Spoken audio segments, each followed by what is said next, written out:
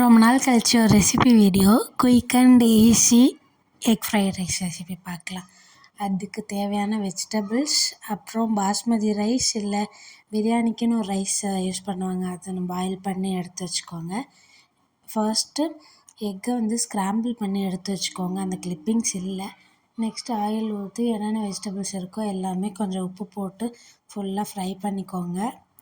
கூடவே ரைஸ் போட்டு நல்லா மிக்ஸ் பண்ணிவிட்டு, ரைஸ் போட்டதுக்கப்புறம் மசாலா போட்டால் டேஸ்ட்டாக இருக்கும்.